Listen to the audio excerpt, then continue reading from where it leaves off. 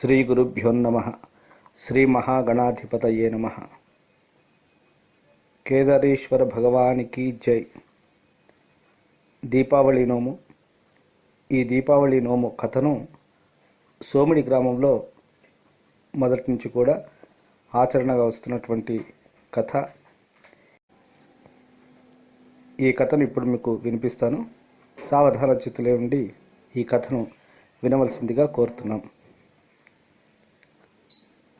ఈ కథ వినడానికి ముందు అందరూ కూడా దేవుడి దగ్గర దీపాలు వెలిగించుకొని మర్రి ఆకులలో నైవేద్యాలు పెట్టి పళ్ళు చూపించి ఊదు పొగ వేసి ముడి వేసుకోవడానికి దారాలు, మామిడి తోరణాలు, మర్రి ఊడలు సిద్ధంగా ఉంచుకోవాలి. కథ వింటున్నప్పుడు మధ్య మధ్యలో మహాభాగ్యం అంటూ ఆ మర్రి ఊడలకు ఆ దారాలతో ముడివేయాలి. మీ ఆచారాన్ని అనుసరించి ఆ ముళ్ళు వేయాలి. కొంతమంది 21 ముళ్ళు వేస్తారు. మీ పూర్వ పద్ధతి ఏ విధంగా ఉంటే ఆ విధంగా దీన్ని ముళ్ళు వేయాలి. ముళ్ళు వేసిన తర్వాత ఆ దండను దేవుడి దగ్గర పెట్టి ఆవు పాలు చల్లి పసుపు, కుంకుమ, అక్షంతలు, పూలు వేసి కొబ్బరికాయ కొట్టి ధూపం వేసి మామిడాకుతో తయారు చేసిన కంకణాలు కట్టుకోవాలి. ఇప్పుడు కథా ప్రారంభం.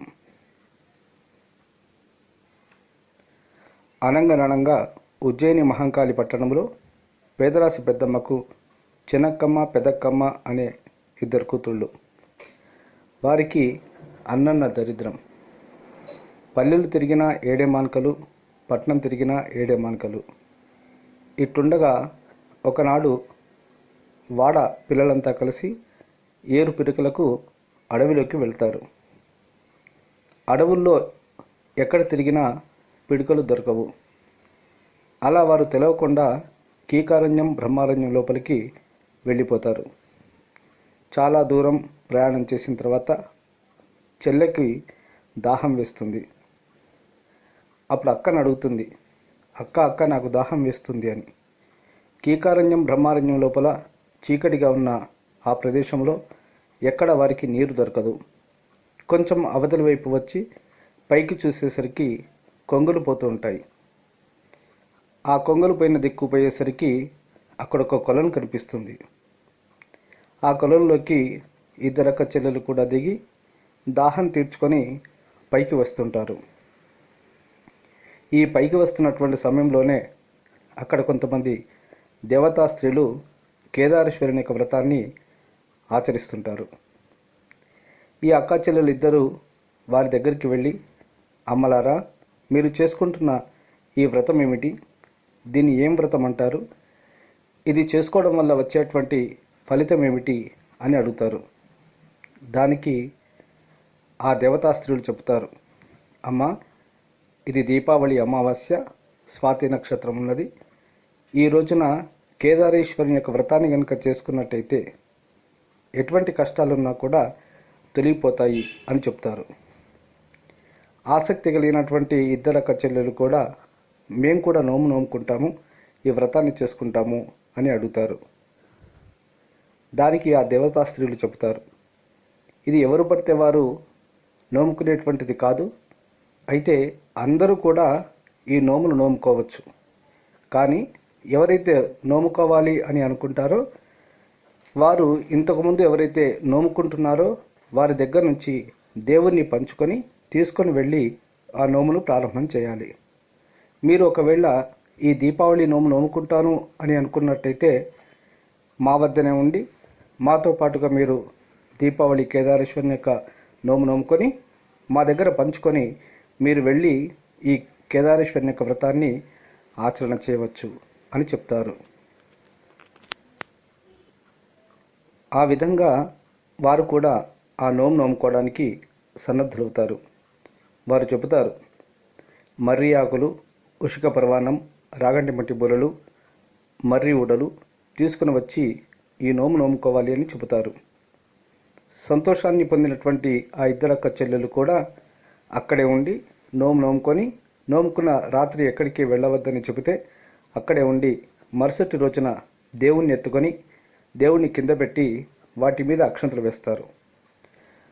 ఆశ్చర్యంగా మర్రి ఆకులని తమలపాకులవుతాయి, మర్రి ఊడలుపై పట్టుదోరాలుగా మారుతాయి, ఉష్క పర్వాన్నం కోవా పర్వాన్నం అవుతుంది, రాగటి వంటి బూరెలు పోయి బెల్ల బూరెలుగా మారుతాయి. ఆశ్చర్యపడినటువంటి ఆ అక్క చెల్లెలు ఇద్దరు వారి మీద అక్షంతలు వేసుకుంటారు. ఒంటి నిండా పట్టు పీతాంబరాలు నగలుగా మారుతారు. వీటన్నిటి మోసుకొని ఇంటికి వెళ్తారు.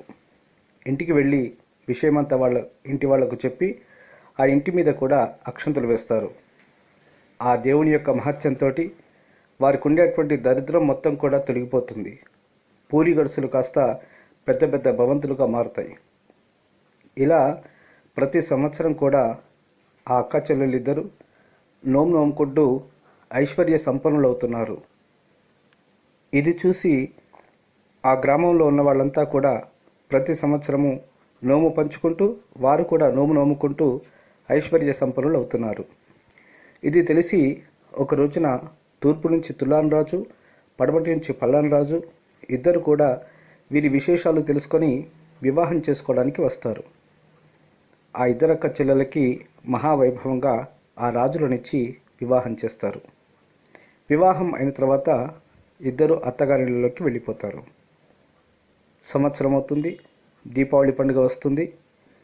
వీళ్ళకి నోముకోవాలనే కోరిక ఉంది కాబట్టి ఆ నోము యొక్క విషయాన్ని వాళ్ళకు చెబుతారు. అప్పుడు పెద్ద అక్క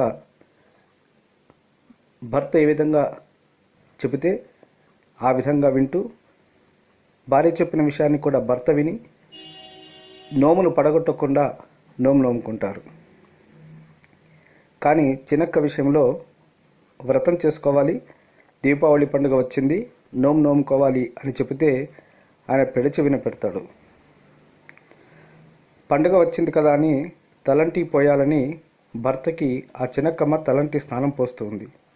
ఆమె చేతికి ఉన్నటువంటి ఆ కేదారేశ్వరుని యొక్క దండ ఆ భర్త యొక్క మొహానికి తాకుతుంది.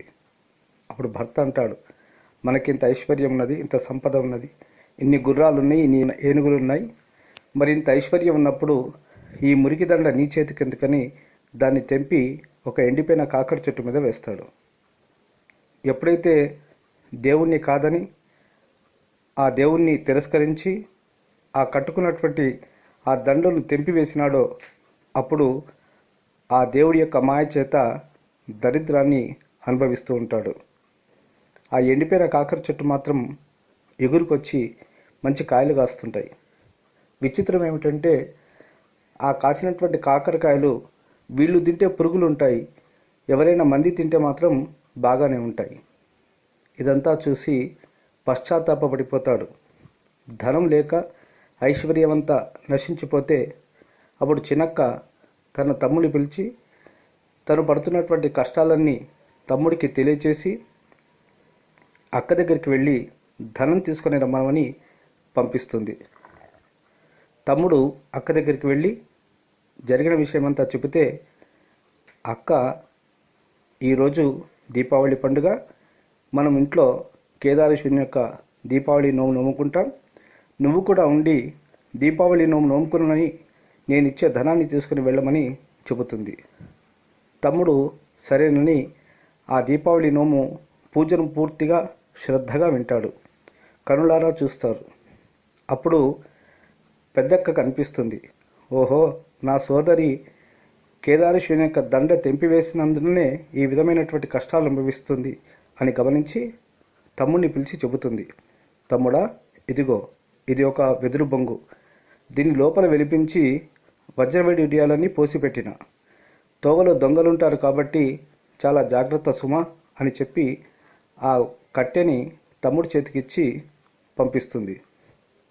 భగవంతుడు అనుకుంటాడు, వీడు నా నోముదండ తెంపివేసిన బాపతివాడు కాబట్టి, నన్ను ధిక్కరించిన వాడు కాబట్టి వీడింటికి ధనం పోవద్దు అని చెప్పి ఒక యాదవుడి యొక్క వేషాన్ని వేసుకొని ఆ పిల్లవాడికి ఎదురుగా వస్తాడు. ఆ పిల్లవాడికి ఎదురుగా వచ్చి ఆ పిల్లవాడిని కొట్టి కట్టె గుంజుకొని వెళ్ళిపోతారు. ఏడ్చుకుంటూ మళ్ళీ పెద్దక్క దగ్గరికి వస్తాడు. దొంగ ఈ విధంగా చేసినాడని చెప్పేసరికి అప్పుడు అక్క ఏం చేస్తుందంటే అన్నం వండి ఆ అన్నం లోపల వజ్రవడ్యాలు పోసి సద్ది మూటలాగా కట్టి నెత్తిన పెట్టి పంపిస్తుంది. కొంత దూరం ప్రయాణమైన తర్వాత ఆ భగవంతుడే ఒక గరుత్మంతుని పక్షి రూపంలో వచ్చి ఆ నెత్తి మీద ఉన్నటువంటి ఆ అన్నపు సద్ది మూటను హా కృష్ణ అని తన్నుకొని వెళ్ళిపోతాడు. మళ్ళీ ఏడ్చుకుంటూ అక్క దగ్గరికి వచ్చి జరిగిన విషయమంతా చెబుతాడు. అప్పుడు అక్క తమ్ముని ఓదార్చి ఆ పక్షి హా కృష్ణ అని అన్నది కాబట్టి ఇదంతా భగవంతుడి మాయే, ఈసారి నీకు ఒక గుమ్మడికాయలో పెట్టి ధనాన్ని పంపిస్తానని చెప్పి ఒక మంచి గుమ్మడికాయని తెప్పించి దాని లోపల అంతా ఒలిపించి అందులో వజ్రవైర్యాలు పోసి జాగ్రత్త సుమ అని హెచ్చరిక చేసి మరీ పంపుతుంది. దేవుడి మాయ. దేవుణ్ణి కాదని ధిక్కరించిన కారణం చేత భగవంతుడు తన ఇంటికి ధనం పోవద్దనే విషయం మీద ఉన్నాడు కాబట్టి ఈ పిల్లవాడికి ఎక్కడలేని దాహం కలుగుతుంది. కొంత దూరం ప్రయాణం చేసిన తర్వాత ఒక కొలను కనిపిస్తుంది. ఆ కొలను గట్టు మీద ఈ గుమ్మడికాయ పెట్టి లోపలికి వెళ్ళి నీళ్లు తాగి పైకి వస్తాడు. వచ్చేసరికి ఎక్కడలేని సుడిగాలి ఆ గుమ్మడికాయ మీద పడి గిరగిరా తిరిగి ఆ కొలను లోపల పడిపోతుంది. చేసేది లేక మళ్ళీ అక్క దగ్గరికి వెళ్ళి చెప్పే పరిస్థితి రాక ఏడ్చుకుంటూ అక్కడే కూర్చుండిపోతాడు. బాటసార్లు కొంతమంది చూసి విషయాన్ని కనుక్కొని తీసుకువెళ్ళి అక్క దగ్గరికి పంపించి విషయాన్నంతా కూడా తెలియచేస్తారు. అప్పుడు అక్క చెప్తుంది, వచ్చే దీపావళి పండుగ వరకు నువ్వు ఇక్కడే ఉండి నీ చేత దీపావళి నోము పట్టించి ఆ దీపావళి నోము నోముకున్న తర్వాత కొన్ని దండలు ఇచ్చి కొంత బంగారం ఇచ్చి నిన్ను పంపిస్తానని చెప్పి తమ్ముడిని అక్కడనే ఉంచుకొని ఇల్లంతా కూడా కొత్తగా సున్నాలు జాజులు రంగులు అన్నీ వేసుకొని శుభ్రపరిచి ఆ దీపావళి నోముకు సంబంధించినటువంటి వస్తువులన్నీ కూడా తీసుకుని వచ్చి తమ్ముడికి కూడా వస్తువులన్నీ తీసుకుని వచ్చి తమ్ముడికి దేవుణ్ణి పంచి ఇచ్చి కొంత నోము నోమించి కొంత ధనాన్ని ఇచ్చి సాగనంపుతుంది. అప్పుడు భగవంతుడు అనుకుంటాడు, వీడు నా నోము నోముకొని వస్తున్నాడు కాబట్టి వీడి ధనం నాకు అక్కర్లేదు. ఎవరైతే నన్ను గౌరవించి పడగొట్టకుండా నా నోము నోముకుంటారో వారెప్పుడూ కూడా సుఖంగా ఉండాలి అని అనుకొని ఆ వెళ్ళిపోతున్నటువంటి బాలుని ఓయి అబ్బాయి ఇటురా అని పిలిచి ఆ గొల్లవాడి రూపంలో వచ్చినటువంటి ఆ యాదవుడు ఆ కర్రనిచ్చి వెళ్ళిపోతాడు. కొంత దూరం పోయేసరికి గరుత్మంతుడు వచ్చి ఆ మూటను నెత్తి మీద పెట్టి వెళ్ళిపోతాడు. ఇదంతా చూసి ఆశ్చర్యపడిపోయి ఆ కొలంలో పోయి చూసేసరికి కొలం పైన గుమ్మడికాయ తేలి ఉంటుంది. ఈ ధనం ఆ ధనం మోయలేక ఇంటికి పోయేసరికి చినక్కకు బావకు కళ్ళు కాళ్ళు చేతులు పడిపోతాయి.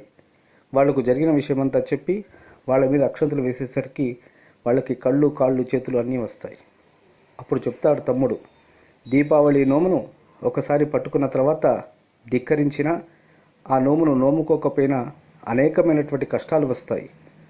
ఇప్పుడు మీరు మళ్ళీ అవయవాలన్నీ వచ్చి ఉన్నాయి కాబట్టి ఈ వచ్చే దీపావళికి తప్పకుండా నోము నోముకోవాలని చెప్పి మళ్ళీ దీపావళి వరకు ఎదురు చూసి తమ్ముడు అక్కకు నోములు పంచి ఇచ్చి నోమిస్తాడు. ఆ విధంగా ఆ చినరాజు చినక్క కూడా ప్రతి సంవత్సరం విడవకుండా కేదారేశ్వరుని యొక్క వ్రతాన్ని చేస్తూ బ్రతికినంత కాలము సుఖాన్ని సంతోషాన్ని ఆనందాన్ని పొందుతారు. ఈ కథను విన్నవాళ్ళంతా కూడా అక్షంతలు తీసుకొని దేవుని మీద అక్షంతలు వేసి నమస్కారం చేయాలి. ఈ కథను పూర్తిగా విన్నవారు యజమానులు కొబ్బరికాయ తీసుకొని దేవుని ముందట కొబ్బరికాయ కొట్టి ఆరగింపు చేయాలి. ఆ తర్వాత మంగళహారతులు పట్టుకొని మంగళహారతులు చూపించాలి. మంగళహారతి పాటలు వచ్చిన వారు పాటలు పాడుకోవచ్చు. తదుపరి అక్షతలు పుష్పములు తీసుకొని కుడి చేతి వైపు 3 లేదా 5 లేదా 7 21 ప్రదక్షిణలు చేసి దేవుడి మీద అక్షంతలు పుష్పములు వేసి నమస్కారం చేసి తదుపరి సాష్టాంగ నమస్కారం చేసి ఒక్క పొద్దు విడవాలి. ఇది కథా సమాప్తం. ఈ కథను విన్న యజమానులకు బంధువులకు మిత్రులకు అందరికీ కూడా ఆ కేదారేశ్వరుని యొక్క అనుగ్రహము సదా కలిగి ఉండునుగాక.